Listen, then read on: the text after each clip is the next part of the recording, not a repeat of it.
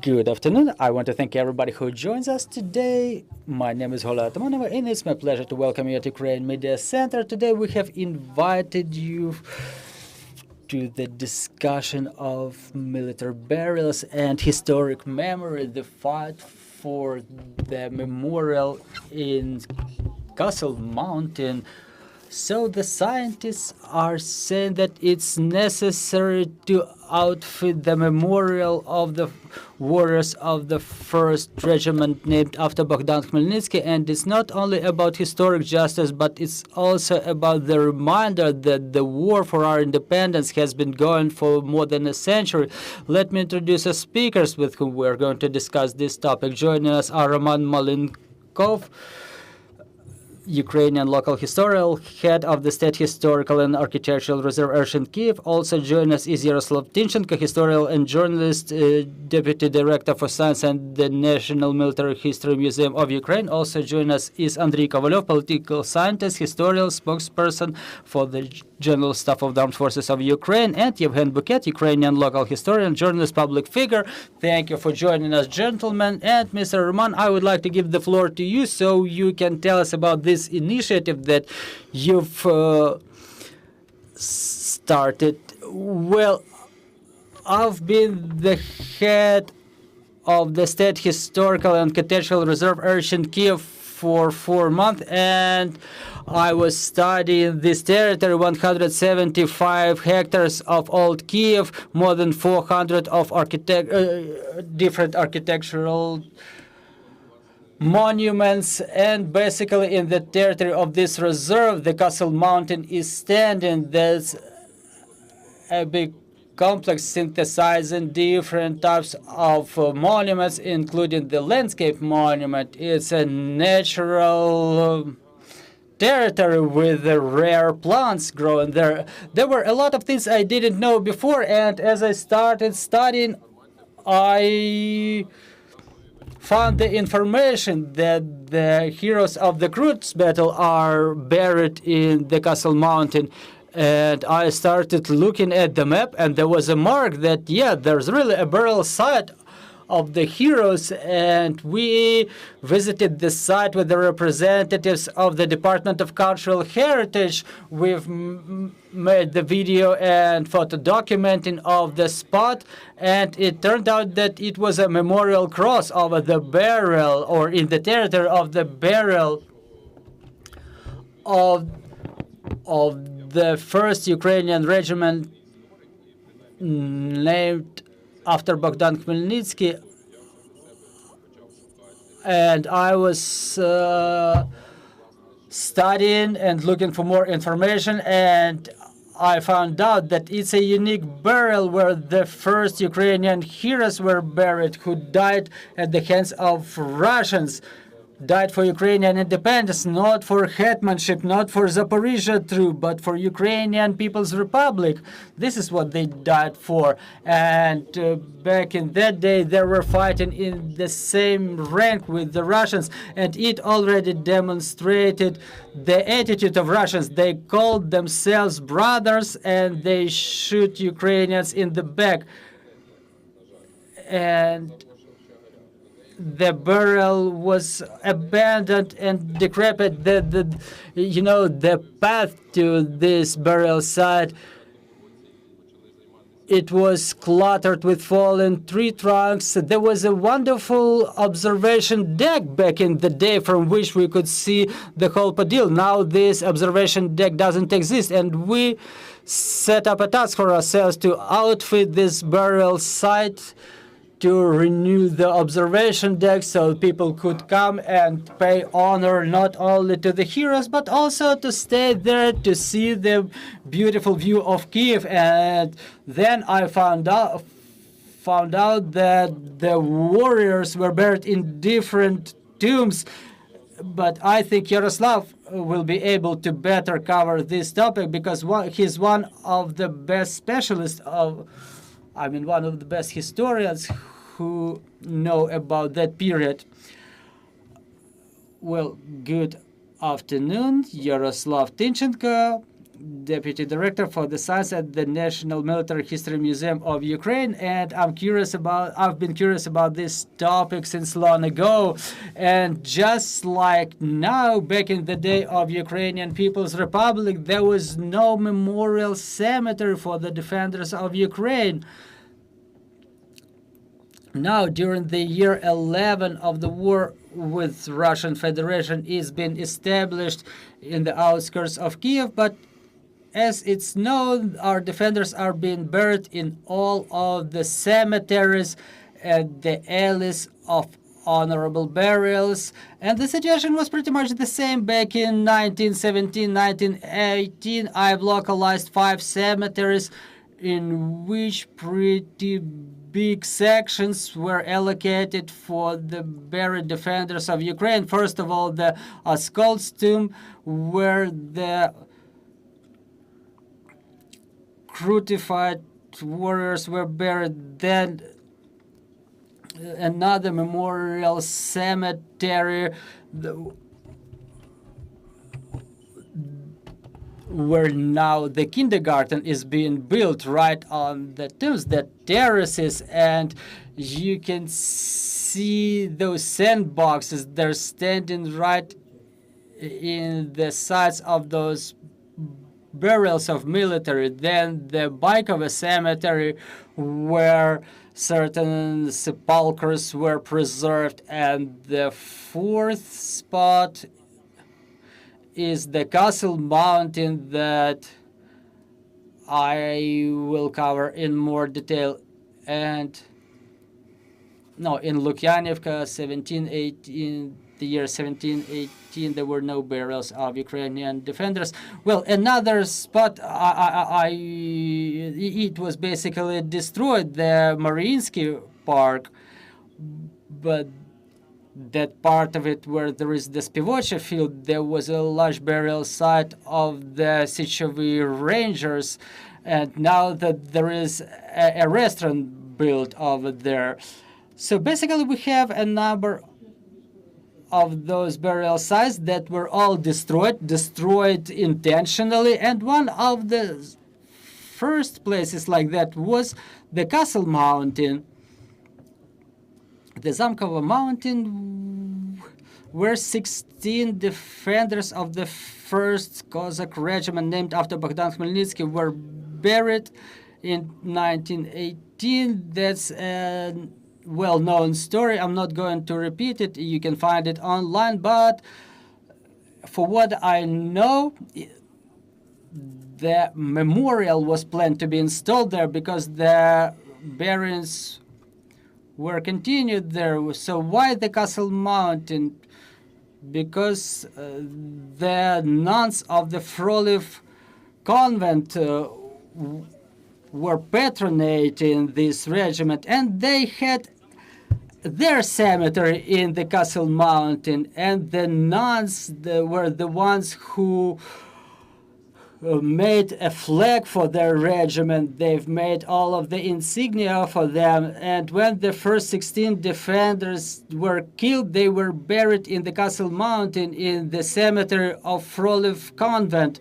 Then the burials were continuing, and in December 1917 it was quite extensively covered in the press back in the day. The sailor was buried there, a sailor of the Black Sea Fleet. So, but back in that day, the sailors, they were coming to Kyiv to fight the crime. And during fighting of crime, one of the sailors has died, and he was solemnly buried in December 1917 by the side of the Bohdan Khmelnytskyi Regiment warriors. Then the commander of the regiment, Yuri Lostivchenko, was buried there, but that story was not extensively covered in the media back then because the war was going on with the Bolsheviks, with Bolshevik Russia, and Lostivchenko died in that fight, in the fight with the Russians. And the newspapers back in the day didn't mention the exact spot of his burial. And the biggest burial that has taken place there has taken place on the 6th of March 1918, when a detached Cossack troop that liberated Kyiv from Bolsheviks solemnly buried 6 of their defenders who died in the fight against Bolsheviks, and one of them was a company commander, Yevhen Sosnitsky, who was the head of an artillery platoon, and he was commanding it quite heroically.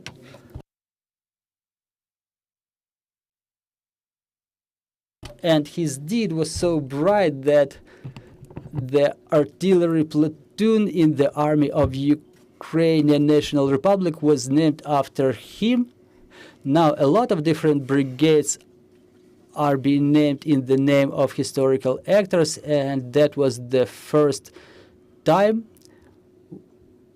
when a platoon was called after the hero of Ukrainian People's Republic. Well, those burials were then hidden by Russian authorities, even despite the fact that until the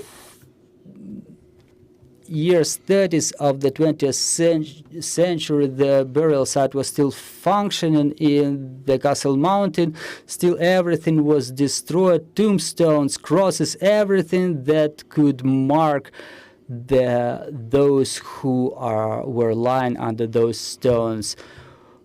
Well, the Castle Mountain was recalled back in 1989. That was quite an interesting story. Roman is saying that somehow it was about the fight, the Kruty fight, Kruty battle. It was way before the national movement emerged in Ukraine. There was a number of civil centers in which pro-Ukrainian citizens were gathering. They were listening lectures on local history.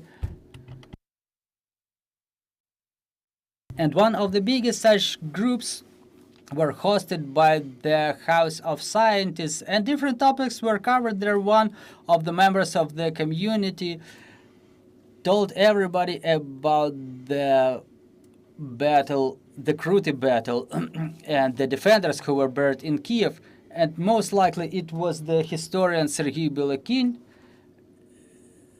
And he said that I was saying it right away, that the youth was buried at the Askol's temple, but the community decided to look for those burials at Castle Mountain. When I was asking people who were doing it, like, why did you go to Castle Mountain when it was clearly mentioned as Askol's tomb?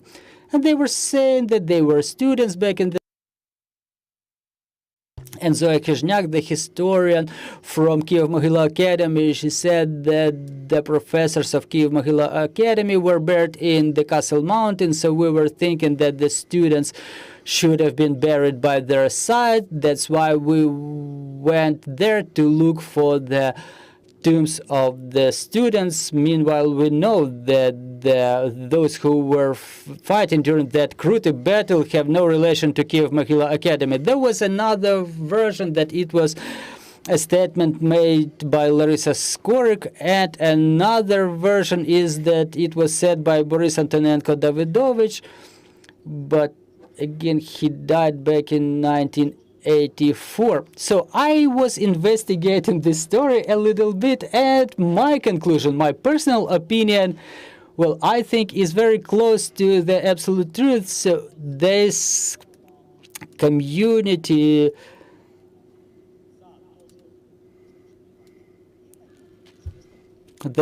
called Legacy, it was established under the control of the Communist Party of Ukrainian SSR and obviously KGB, and KGB was concerned about nationalistic sentiment that they were trying to drive somewhere. And there was a request coming from the Institute of History of Ukraine to study the topic of the so-called Bogdanivtsi, the Bohdan Khmelnytskyi Regiment, they had a very motley story. Some of them ended in UPR army, but some of them joined the Bolshevik troops, and they were defending, for example, Arsenal factory in their fight against UPR troop, and the combination was like this, like, let's give them the wrong tip, they will go the wrong way, and we will kind of be able to negate this topic. And basically the people went to the Castle Mountain to look for the barrels, and obviously people didn't know it back then. There was no literature back in that day. No, it was impossible to find any information anywhere. So there was a huge crowd walking around the Castle Mountain, telling each other that they were looking for the barrels of the Kruty battle heroes, and there was a couple of places identified where those Bogdanivtsi were said to be buried. One is the spot where that metal cross was installed in 2007, and another spot, it's on the site of the National History Museum of Ukraine. The cross was installed there by the Community of Independent Youth of Ukraine, and using the effort of Bilakon, all of the final issues were resolved. The Askol's tomb was completely segregated from the Castle Mountain, and basically the attention was switched to the Askol's tomb. But back in the 90s, the question has arisen, what was the cross that was installed in the Castle Mountain? And back in 2000s, there were new publications about the 16 warriors of the Bohdan Khmelnytskyi Regiment who were buried there in 1917, and somehow in the people's conscience it already started getting the shape. But in 2007, the initiative group of students in Kyiv Mohyla Academy, they reignited this interest, and I was attending one of the meetings with the dean. The guys actually wanted to install a memorial board to the Black Haidamaks, whose troop was set up in Kyiv Mohyla Academy, and the dean said, no, look, let's do something better. There is a cross on the Castle Mountains, so let's do something there. And they put that cross to honor those studies of the years 1989, 1991, and they marked it as the cross dedicated to the warriors who laid their lives in the Kruty battle. Well, when it comes to exact location, for the time being, we can only trust the words of the people who back in 1989, 1990 were saying that there was a small memorial or some burial site there because the Castle Mountain was dug a number of times starting from 1930s. There was a lot of archaeological dig there.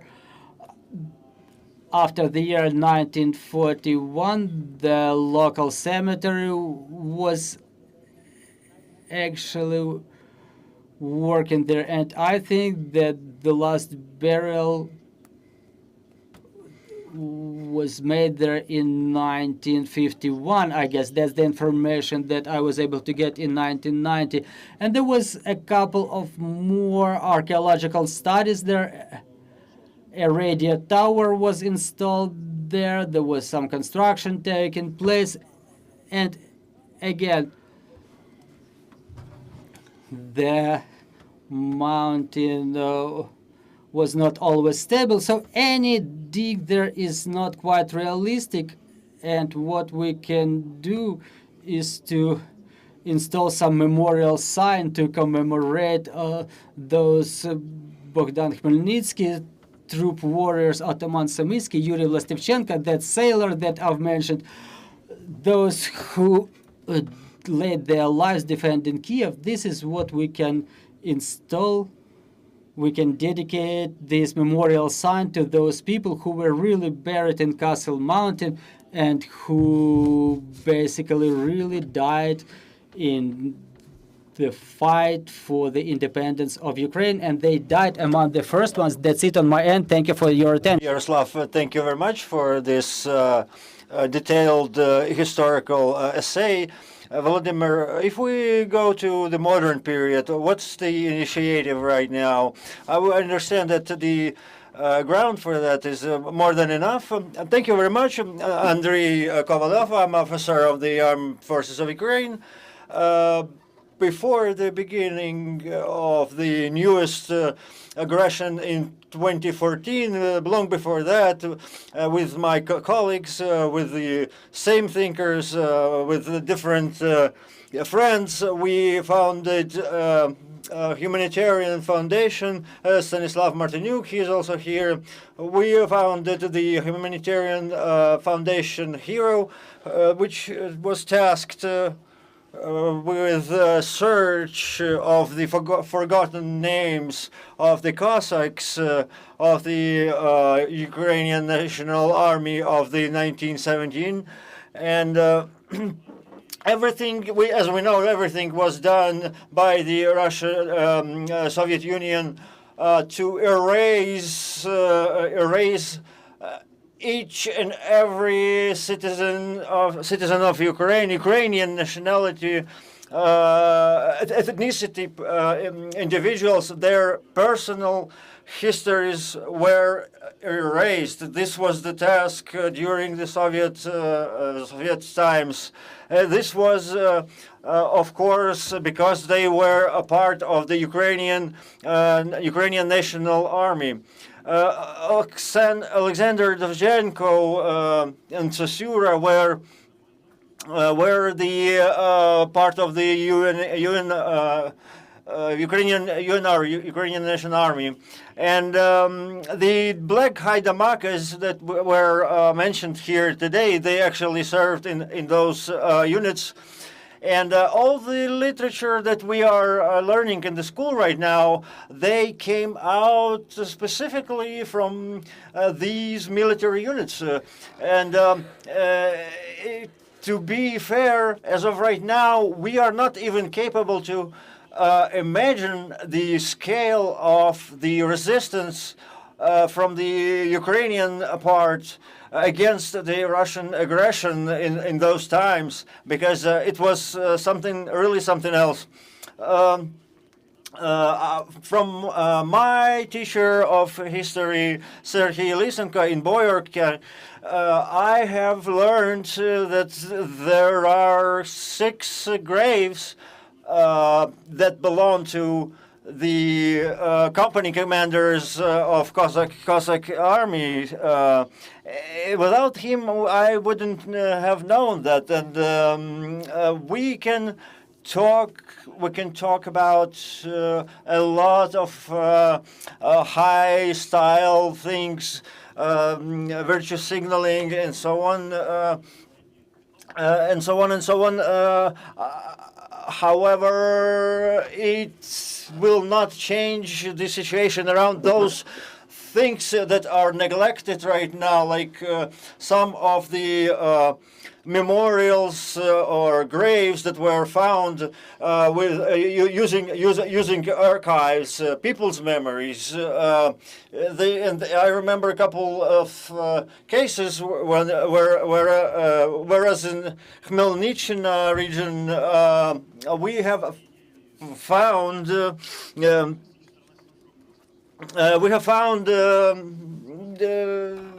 some peculiar cases, and like for example, we had found a cross, a religious symbol that had 14 holes in it, and while we were investigating this story among the locals, we have learned really fabulous story of the 14 Cossacks who were buried over there, who were the defenders and basically provided for their families during the Soviet Union. And those 14 holes that were drilled into the cross, they basically showed the location of those graves of those 14 Cossacks.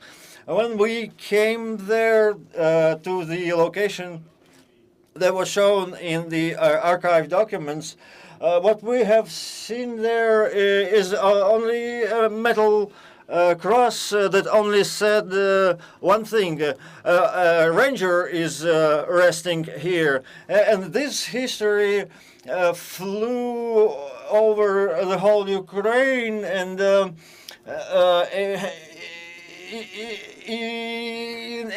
what was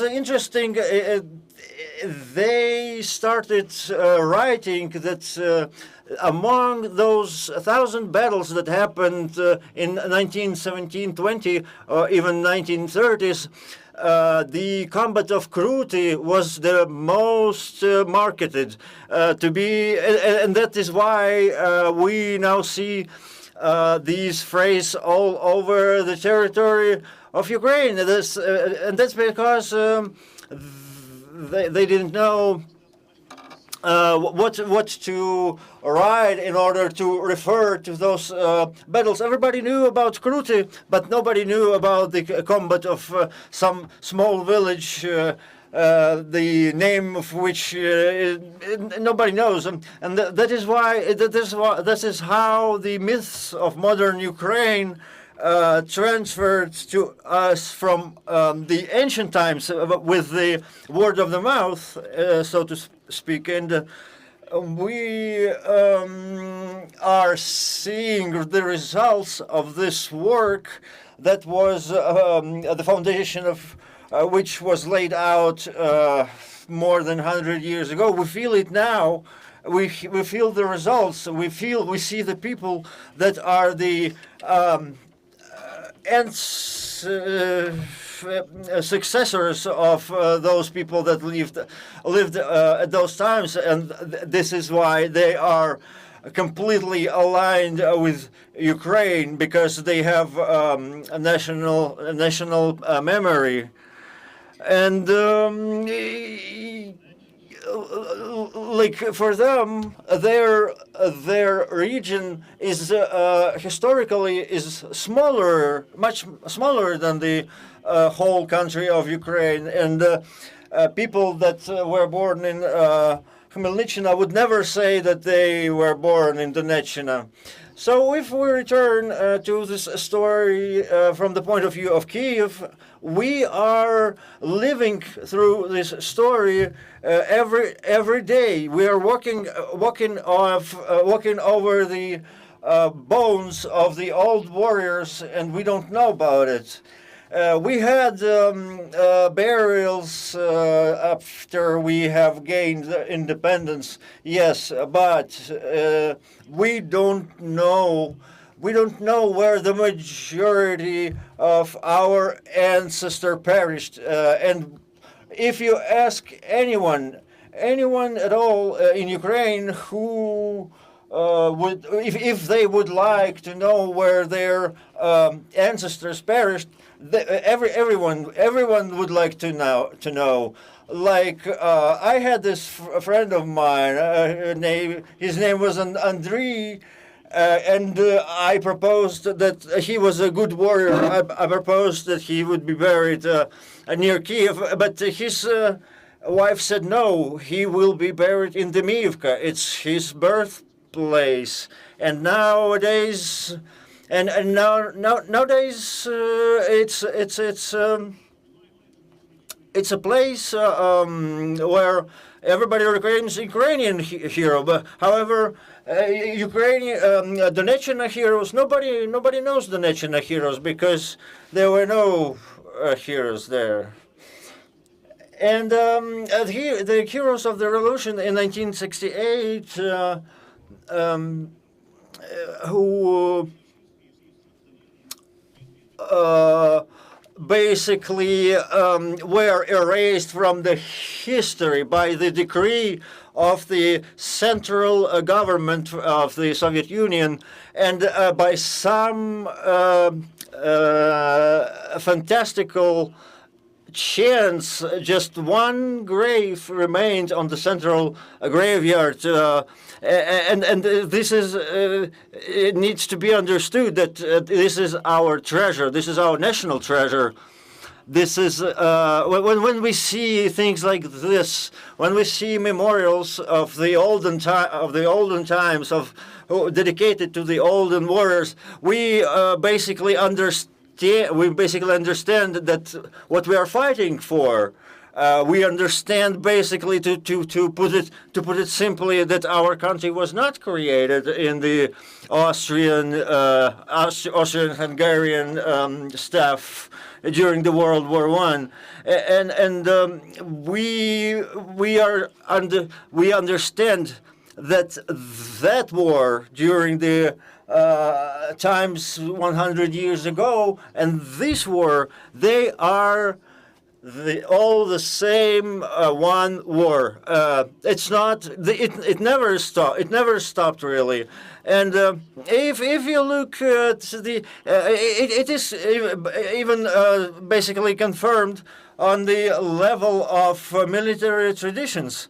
If you check what insignia are used in the Ukrainian army, you will see a lot of similarities between the traditions of the army that was created, between the army that was created during the times of the World War I and the modern army. What about regarding the Bohdanivtsy grave? It's a very illustrative story, to be fair. It was at the time that the myth of unity was forced all over the territory of Ukraine, all over the territory of Soviet Union too. In 1914, when Ukrainization of the military units started, it basically made the Russian chauvinists jealous, because they wanted they wanted military force of their own too, and those military units, needs to be said, that they were composed of the people born in the Chernigiv region. He wielded his own military insignia and flag. They were representing their own territory during serving in the army. And this was one of the conditions that Ukrainians kept untouched, unchanged during the negotiations between the Soviet Union and the First Ukrainian Republic. The methods with which the Russians achieved their so-called victory were the same at the time. They basically ambushed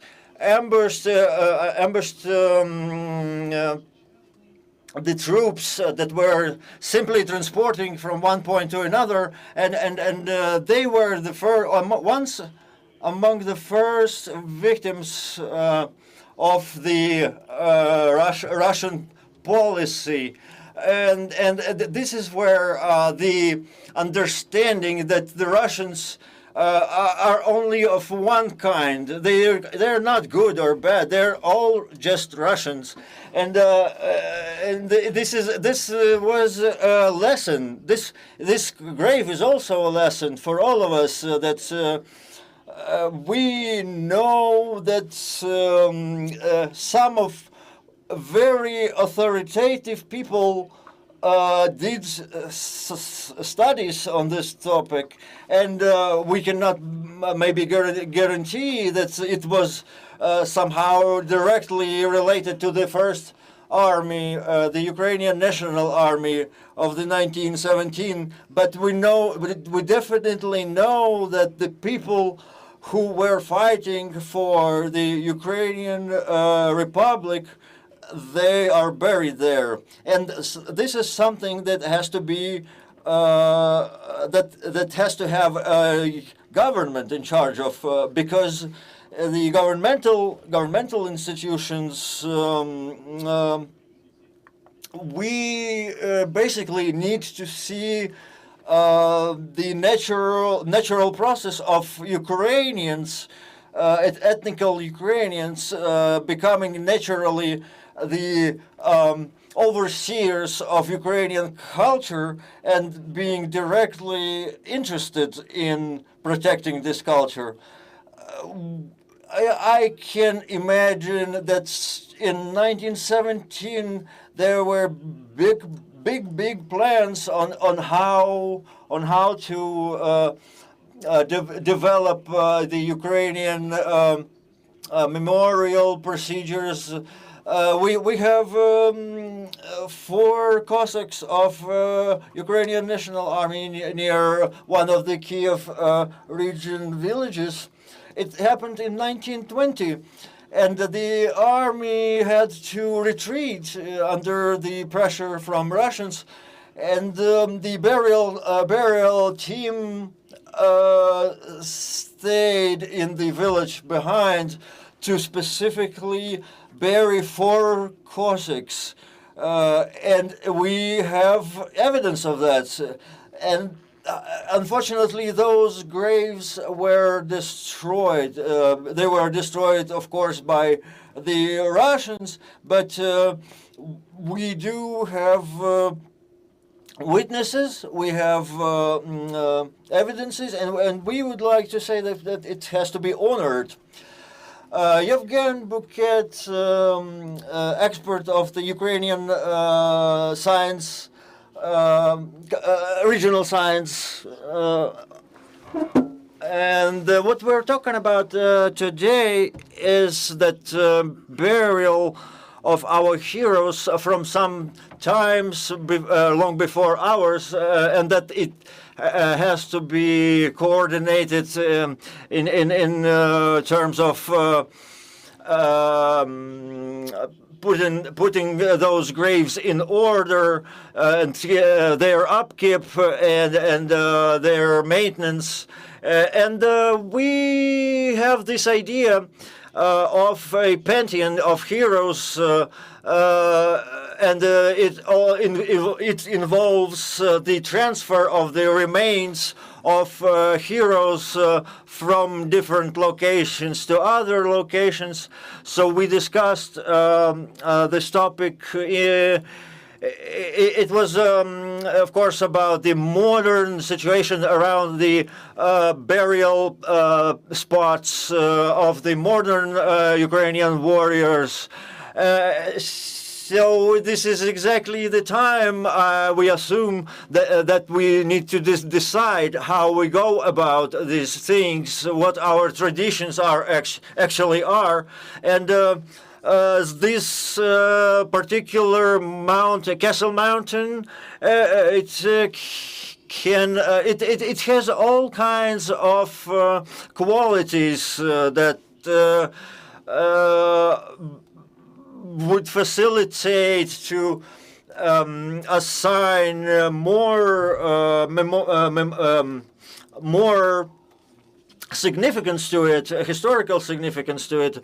So, as Andrii Kovaliov said, the historians of Ukraine, the other regional experts of Ukraine, they have a huge amount of work in front of them, before them, and they have to cover 18th, 19th, and 20th centuries, because those are kind of like blanks in our history. Like, for example, we have already found the records on some of the heroes of different battles, of old times that are not appropriately honored until this time. And that is how we are tracking these things. We have different ways of tracking these things in registers, in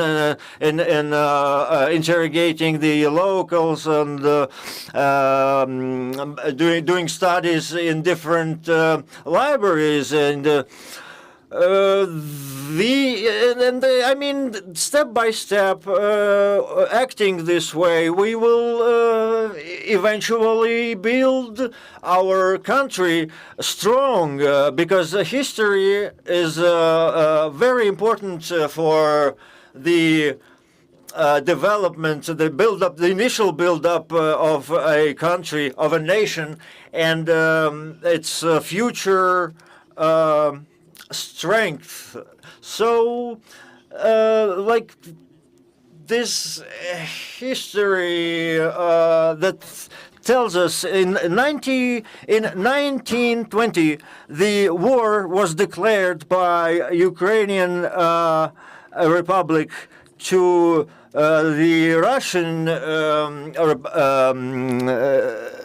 to the Russian Republic, and somebody mentioned actually this during one of meetings in our parliament, that we basically are still at war with the Russia in the form that it had at the time in 1917. That said, we do have traditions in our army that we are following when we're burying our warriors.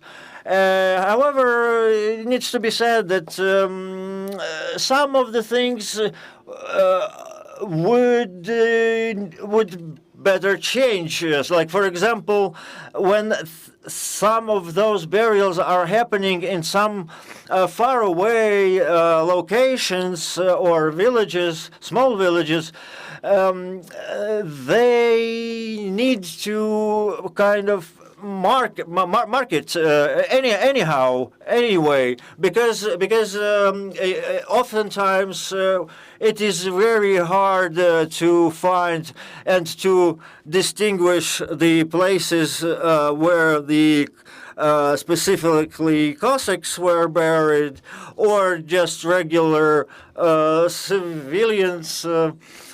So at that time they did have a system of recognition of the reasons of their demise.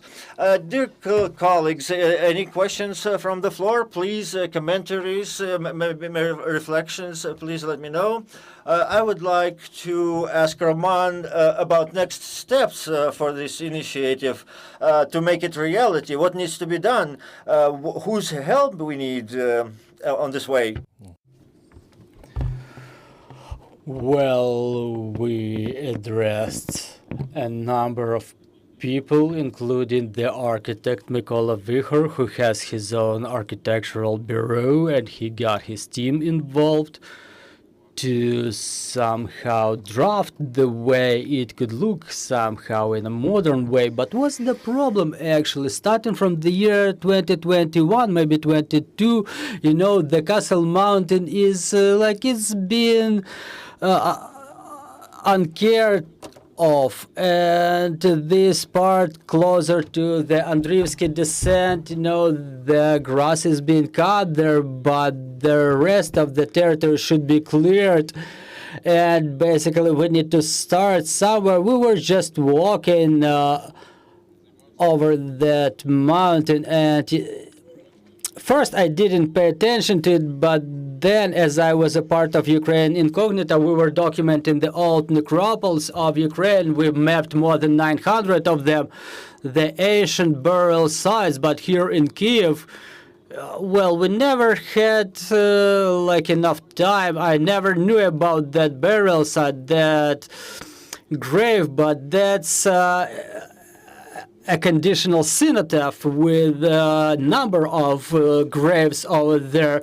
So basically we've sent the letters to Kyiv Zelenbud to the department of Podilsky district, and the grass was mowed in the territory around the graves. Well, I tried to guide them, but they did everything in their own way. So basically, they didn't create any observation deck there, and where there was an orchard, it was still left there. And that path going from Andriivsky descent, well, it was uncleared. I think that we should set up a get-together. I planned it for the 2nd of August, so that until the 12th of August, on the day of burial, it should have been prepared, so it's already cleared.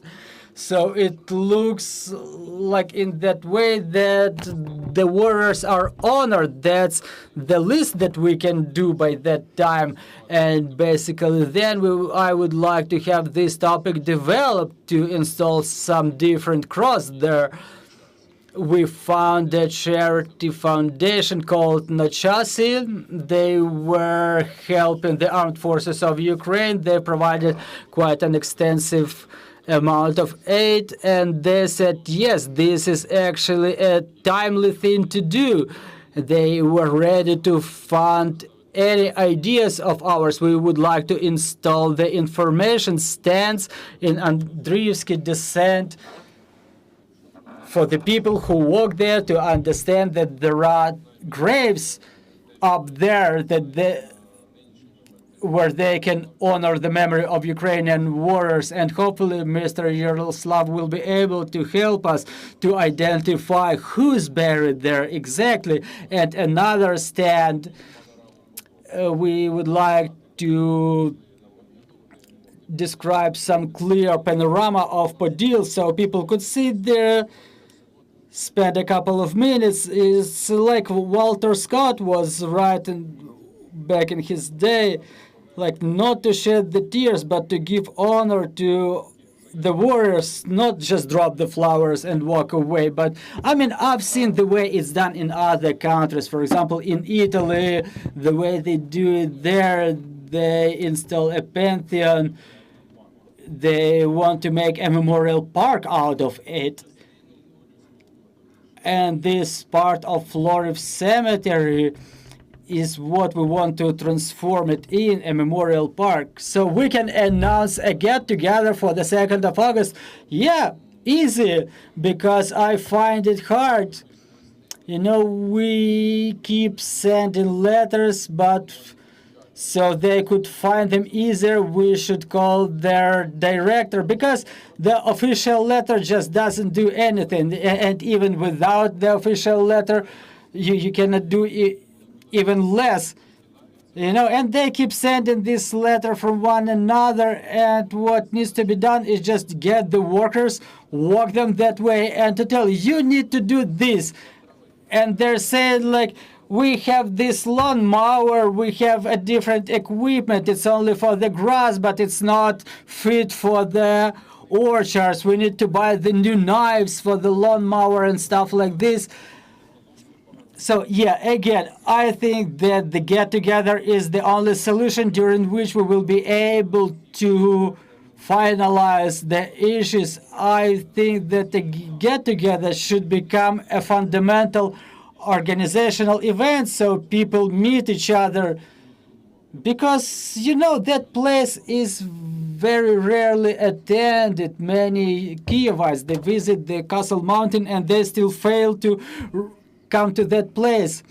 Well, another comment, if I'm allowed, on top of our heroes, the commanders of the Ukrainian National Republic Army, there was a huge section of Ukrainian professors of the Ukrainian seminary, the spiritual academy, the community established in Kyiv, Mohyla Academy, that was preserving the Ukrainian spirit. It was tying Ukrainians together in Russian Empire, and it was destroyed too. And in that stand, you could mention like the most important of the names, the Ukrainian philosophers that are being studied in German universities.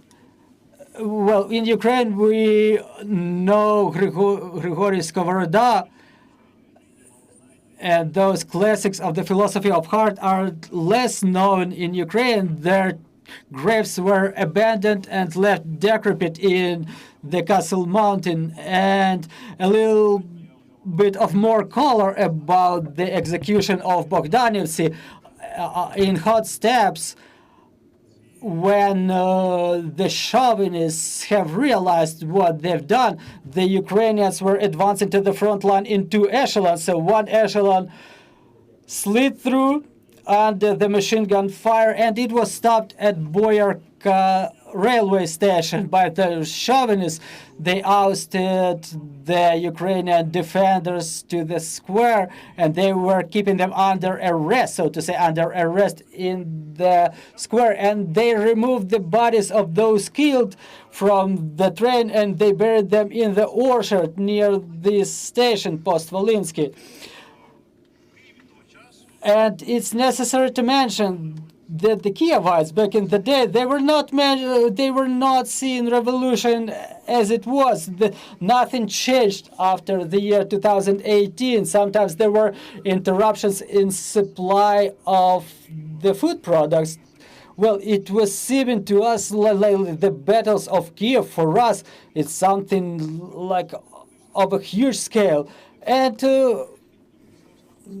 the historian back of that day was right that actually today there was a shooting, but on the very next day the people went to work. And Ivan Horemyka-Krupchinsky, back in his day, as he wanted to wake the Ukrainians up, he was a commander of Ukrainian People's Republic Army. He was quite an active individual, a friend to Mykola Mikhnovsky, a friend to Simon Petlura. They were together setting up the Ukrainian troop, and they were understanding those 18 executed youth. There was a sacred victim, the sacrifice of Ukraine. Like they were saying, like the Russian Empire is collapsing. We're leaving it. Wake up. And Ivan Krupchinsky, out of this barrel of Bogdanivtsi, I apologize for being cynical, but it was the biggest PR manifestation in Kyiv back in the day. He sought the criminalists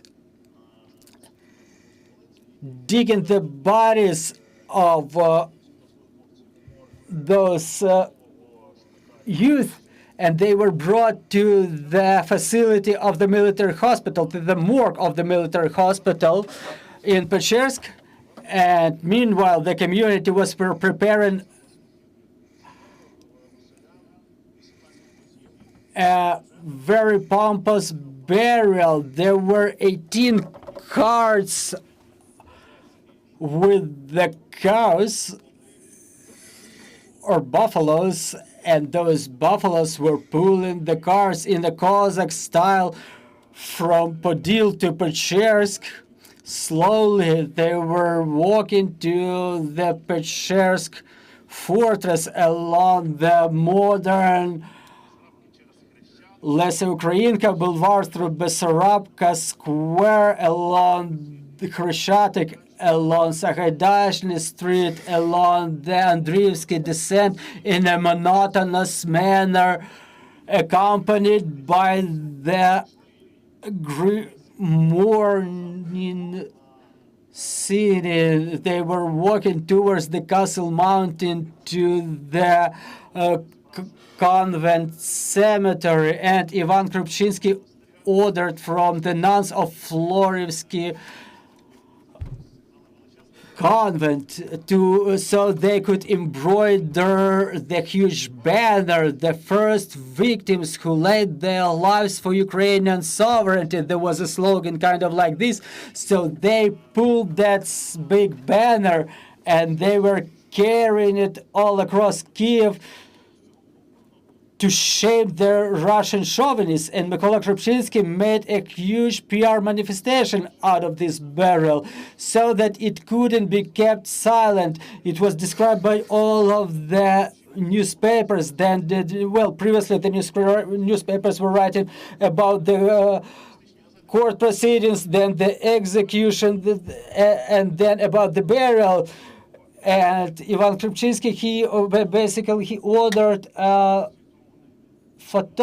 cameraman who was making pictures of the burial as they were carrying the coffins out of the church. He, at the cost of Ukrainian Central Council, he then produced the postcards, the set of postcards from that burial, and then another cameraman was making pictures of this manifestation, this walk passing through Kyiv, I think in Podil or Sahaydachny Street. I have a picture of them. And we had such a conversation. Was there a mass burial? So Ivan Krupczynski sought every Cossack to have their individual grave, no mass sepulchres. It was the style of Ukrainian Cossack military tradition. Everyone is supposed to have their grave. That's a Soviet tradition to make a mass sepulcher, and desirably without any names called. Because who won the war? The Soviet people, no names. And here, every defender is having their own name, their own title, their position in which they were fighting for Ukraine. Every Cossack should have their biography with their defendants coming to their graves. So this is what Ivan Krupczynski sought, everyone having their individual graves. And the last element, 1917, the state of Ukraine is only just being established, and he brings it to the attention of the Ukrainian Central Council. The Bohdanivtsi Cossacks should be buried at the government expense, no fundraisers, no charity, buried at the state account. Thank you. We have a question on the floor. Thank you, Ukrainian Incognito, Maxim Plachotnik. I have a question to different speakers. Well, as we were doing a get-together at Cossack Cemetery, we started being approached by other communities. They were saying, like, do it for us too. We see a lot of monuments to the warriors of Ukrainian insurgent army in the west of Ukraine, mostly. So was there a request coming from the local communities? Any request for any information that you are more aware of to install the monuments to the warriors of Ukrainian People's Republic Army? Because those were the battles taking place in Ternopil, Khmelnytskyi region. Did any community send any requests to you, or is the situation resting like this? The parents never tell, the children never ask. Do they have an intention? Do they have a desire to install any memorial signs in their communities? Is there a demand on their end, or is it only a demand on your end?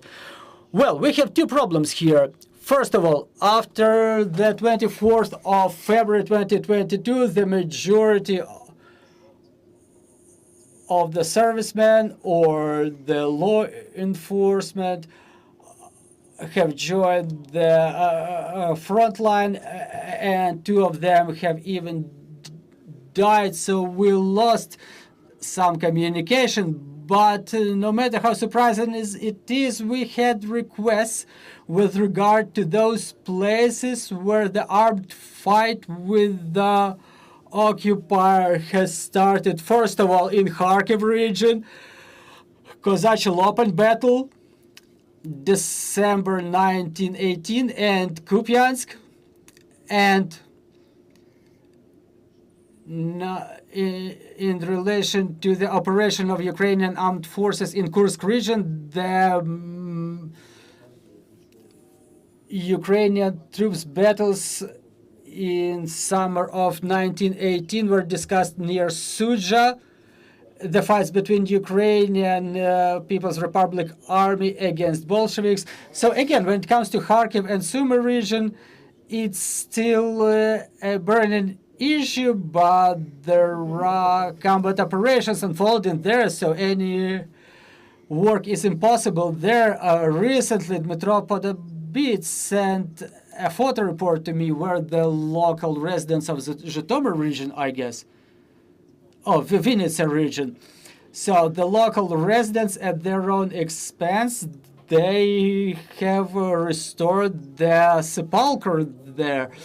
And this topic, you know, it's not being put aside, even despite the new phase of war for independence. Very frequently, the communities contact us, and at least one per month we're getting questions from different regions, and most of all such regions are the east and south of Ukraine, where the war is raging on now. In 2018, there was a lot of requests, and everything is being explained very easily. I think the Cabinet of Ministers issued some resolution. It was disseminated to all of the local authorities to honor the Ukrainian insurgent army heroes, to commemorate the events of the Ukrainian Revolution, and the requests started coming from all of the communities, like we have these people originating from here. Well, you see, the Ukrainian People's Republic Army is not being localized by the, say, central or eastern or some other part of Ukraine. I mean, when it comes to Ukrainian insurgent army, I mean, even there, the people were coming from all over Ukraine, and the same applies to UPR army. People were coming from Berdyansk, Kuban, Melitopol, Odessa. I mean, the modern Tiraspol, the prominent commander of UPR army, Yuri Otmarstein, for example, he originated from Tiraspol. A lot of people coming from Belarus, modern territory of Russia. A lot of people who were fighting in UPR army were born in the territory of modern Russian Federation. When Sucha was liberated, a super cool colonel of UPR army, a colonel originating from Sucha, Moscow, Ryazan, you just name it, you're gonna be surprised by the things like those happened. There was a lot of ethnic Ukrainians who were born in Novosibirsk, who were born in Khabarovsk, but they were coming back to Ukraine to serve in UPR troop. And it's clear that apart from Ukraine, I mean, no one's going to honor them in Khabarovsk and Novosibirsk in Putin's Russia.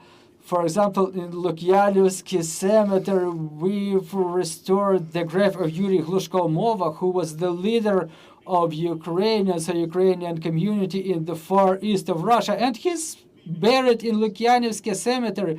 And now we have the street in Kyiv named after him. So when you start moving it, you start finding people who are curious about it. The civil activists, they pick up this idea, and it started living on its own. When we were restoring those graves in different small villages, small towns, sometimes the people were trying to impede us. It was something new to them, something they were afraid of. Now, those restored graves, those restored monuments are becoming the centers of the community, where the community honors the days of sovereignty, the days of unity. That's the new place of memory for them. They keep bringing flowers, and we can only observe that those things that we were building somewhere, they become the new places of local cult. But in this case, we should rely upon the interest of the local communities, local activists, because we will happily share the information if in any place we find activists who say, like, tell us what happened in our place. Because on top of UPR army, we have another thing, Ukrainian church. It's a good marker. For example, a woman is writing in the night, like, from the Muzichi village in Kyiv region, like, did our church switch to Orthodox Church of Ukraine? And was it existing before? And I sent her information right away. You just ask, and we are happy to respond. Thank you very much. And the last question, please. I will really appreciate this initiative you're having. I'm really fond of you. I deem myself a person who considers himself a colleague of yours. Which other zones of Kyiv can be included in this zone of memorial necropolitics? Maybe 3 zones, or maybe 1 zone. Yeah, that may emerge after the Castle Mountain. Thank you, and it should be the Mariinsky Park with the burials of the Sichovi Rangers. I have no idea what to do with the kindergarten in Pechers, but there is no place to install a memorial sign even there. But beyond any doubt, that's the Mariinsky Park and arrangement of what is left in Baikova Cemetery, because there's the grave of mother of Mikhailo Hrushevsky preserved there, who was killed during the bombardment of Kyiv in 1918 by Bolshevik artillery. When Hrushevsky's building was burning, his mother was killed, but her tomb was preserved. Well, I think that it's a significant burial site. And on top of that, on top of necropolitics, now in relation with the armed forces of Ukraine, we have a new sector of activity.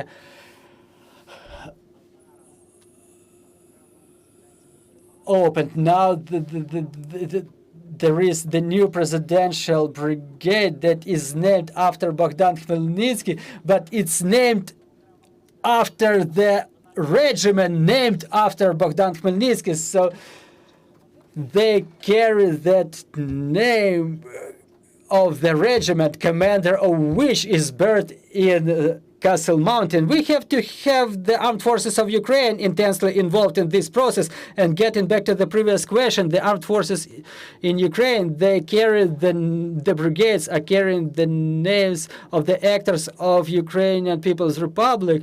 And once per month, they address us with the request of some lectures, methodical recommendations, making a movie about their historical patrons. And now my school friend is serving in Marko Bezruchko Brigade, and I gauge the public sentiment when it comes to attitude to Marko Bezruchko, the commander Marko Bezruchko, and my friend is communication with different units of his brigade, and it's so interesting, to hear from him the way that the servicemen are perceiving all those events through historic prism, and the figure of Marko Bezruchko himself. Sometimes he uncovers the new planes of history for me, of myth making in a positive sense. So basically, the burials are not only about the past, it's about the modern day as well. And I think that the presidential brigade would happily join this initiative with the Castle Mountain. And the deputy commander of brigade, I know that he's interested in this topic and he could get involved. Thank you. Thank you. Before the full-scale aggression, me and my colleague Pavlo Podobet, we decided to gather the names of all of the Cossacks, the commanders of UPR army, of Ukrainian army, not only those who were killed in the battles, but also those who could die of wounds or just of illness during treatment in Kyiv hospital. And they were not buried in a centralized way. Those who had no families, they were buried. Mr. Yaroslav is telling about the kindergarten. Right in front of the botanical garden, there is the Institute of Academy of Sciences, and the territory of the Academy of Sciences, it was the big cemetery. Well, it's the kindergarten. It's the kindergarten in the territory of the institute, and there is an abandoned cathedral of St. Nicholas, which was supposed to be the center of big military cemetery in Kyiv, so-called the New Grave. And Some of those who were dying in the hospitals, they were buried in that cemetery in front of the Troitsky Monastery. And those who had families, they were buried in the family plots in the different cemeteries. And we've gathered more than 100 names of the Ukrainian defenders who were buried in Lukyanivsky Cemetery. And we come to Lukyanivsky Cemetery and we say, we think that the numbers are even bigger because we uncover new biographies, we add more names, and then directorship of the Lukyanivsky Cemetery says we want to honor them, but we're not going to allow you to install 225 crosses. Like, let's make a memorial sign. We know that before Bukivna, the victims of the executions that were made by Bolsheviks, they were buried in that cemetery. We can discuss it with Mr. Yaroslav now, but anyway, we get contacted by one of the families of the commanders of UPR army. We want to have a memorial cross in Lukyanivsky Cemetery. And Lukyanivsky Cemetery said, let's make a joint monument, a shared monument, so we could honor all of them. So far, the project has not been implemented. Unfortunately, the large-scale aggression has started, and unfortunately, it was not yet done in Lukyanivsky Cemetery. But I think that theoretically, the number of those who could be buried or are already buried there is potentially bigger than 235. We had initiative of installing a monument in Kyiv to the Cossack commanders born in Kyiv. And we were walking around different agencies. The Kyiv local authorities were saying we're not interested in such monument. And the Ukrainian Sviatodukhiv Parish that remained with Kyiv Patriarchate, they agreed to install the monument in their territory, and they make prayers, the joint prayers there near that monument. But in fact, in Kyiv, it should be a state priority to install the monument to the commanders of UPR army, those who laid their lives for Ukraine. So it's a central monument with the list of names of those who were fighting and those who laid their lives for Ukraine. Thank you for this conversation. Unfortunately, we're running out of time, and everybody has 1 minute max. Sorry, I forgot, I failed to mention it, but in Kyiv Scientific and Methodological Center for Protection of Heritage Sites and Monuments, we have a Department of Necropolistics. It's still small, but they make a registration cards that transform the graves into the historical monuments. And I addressed them with the request to do something about this cross, that burial. And I'd like to say that the registration card is 99% ready, and it's almost officially can be considered the object of cultural heritage. And now we start cooperation with the Veliki Lok civil organization. We want to find the grave of Petro Sagaidaczny, the hetman.